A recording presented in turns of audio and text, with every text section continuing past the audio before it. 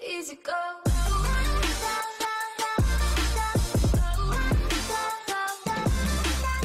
Salut, c'est Sglug. Merci de m'aider pour la visibilité et le référencement dans Google. Pour ça, rien de bien compliqué. Si ce n'est pas déjà fait, abonnez-vous. N'oubliez pas d'activer les notifications pour être prévenu des nouvelles vidéos. Et lâchez un petit pouce bleu. Dans la dernière vidéo, on a ouvert notre box en HTTPS. Nous avons accédé à notre page de test en tapant un user et un mot de passe. Ceux qui ont suivi se sont rendus compte que l'URL d'accès à la caméra dans la page de test de la dernière vidéo était en fait une adresse IP locale, donc forcément ça ne fonctionne pas quand on essaie d'y accéder de l'extérieur. Donc aujourd'hui nous allons afficher notre caméra depuis le réseau extérieur, donc depuis internet. Allez, c'est parti. On avait en HTTPS atteint notre page de test sur le port 4444. Ce que j'avais laissé, c'est l'image, donc la caméra, qui passe en direct. Là, je vous passe mes doigts devant. Cette fois, je vous ai mis un retour de caméra. Donc là, la Statue de la Liberté, un Big Taz, un koala qui vient d'Australie, et là, un petit souvenir d'un ami chinois. Donc, vous voyez que c'est en direct, puisque je passe le doigt devant. On est bien effectivement le 15 janvier 2019. Tout ça pour dire que ici, la caméra était issue du réseau local.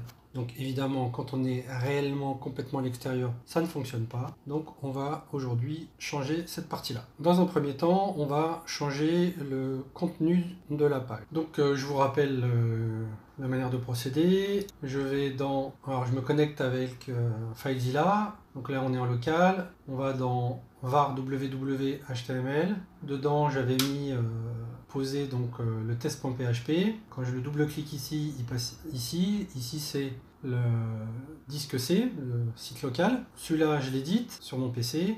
Alors on va changer cette partie-là. Je ne vais pas taper en live parce que ça n'a pas d'intérêt particulier. Je vais vous expliquer. Je vais placer une div dans laquelle j'ai fait juste un petit display flex qui va me permettre de, pour les deux items qui sont en dessous, de les avoir côte à côte. Bon, c'est juste une petite forme de style CSS.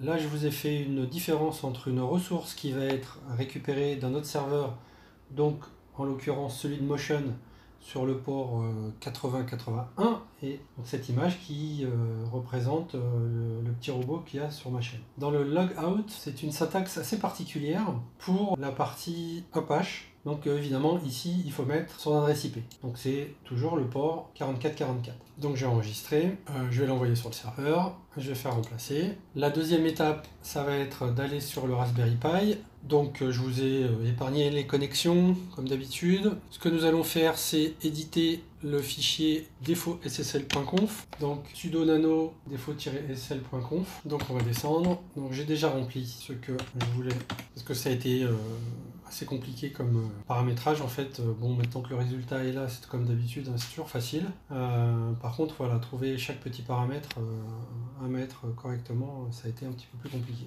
En fait, il faut commencer par le bas, parce que c'est ici le proxy pass. Donc là, on va dire, quand il va y avoir une URL qui va arriver avec CAM1, et c'est ce qu'on a paramétré donc dans le fichier PHP pour voir notre caméra, on va rediriger vers notre adresse IP locale sur le port 8081. Le proxy pass reverse, c'est exactement la même chose, donc les deux marchent ensemble. Par contre, si on fait que ça, donc ça fonctionne, sauf que la caméra reste complètement accessible en fait sans user et sans mot de passe. Donc pour que le user et le mot de passe soient aussi pris en compte, on rajoute alors c'est un tag, il s'ouvre ici et il se ferme ici, c'est le même à l'envers. Donc c'est pareil, c'est donc un tag particulier qui est exécuté pour le /cam1, donc c'est pour notre proxy ici. La souris marche pas, donc je suis obligé de vous descendre avec le curseur. Donc hop, on demande à ce que ce soit un un utilisateur valide. Je suis pas sûr d'arriver à vous donner une vraie explication de chaque ligne. Là, on va dire qu'on accorde tout pour ce qui vient de 192.168.1, mais ça veut dire qu'en fait tout notre réseau local va être accepté. On indique l'endroit où il y a notre fichier password. Rappelez-vous, on avait paramétré ce fichier password en mettant notre user pour pouvoir se connecter. Comme d'habitude, CTRL X pour sortir. On répond oui parce qu'on va enregistrer. Rappelez-vous qu'il faut quand même, quand on change le paramétrage de Apache, faire un petit restart. On est sûr que les modifications sont prises en compte, ça dure pas longtemps. Voilà, c'est déjà fait. Donc maintenant, je retourne sur mon HTTPS et je vais réactualiser ma page. Voilà, donc si je me déconnecte, je suis déconnecté du serveur. Donc normalement, quand je prends mon URL et que je tape /cam1, voilà, on me redemande mon user et mon mot de passe, donc ma caméra est bien cachée derrière mon user et mon mot de passe. Je suis bien HTTPS, donc parfaitement sécurisé. Et voilà, nous avons vérifié que notre serveur n'affiche pas la page de test sans avoir tapé un user et un mot de passe. Nous avons aussi vérifié que notre caméra n'était pas accessible directement, donc il fallait obligatoirement aussi taper un user et un mot de passe. Bien sûr, nous avons vu que quand on tape le mot de passe sur la page de test, il n'y a pas à retaper le mot de passe pour accéder à la caméra qui se trouve sur un autre serveur.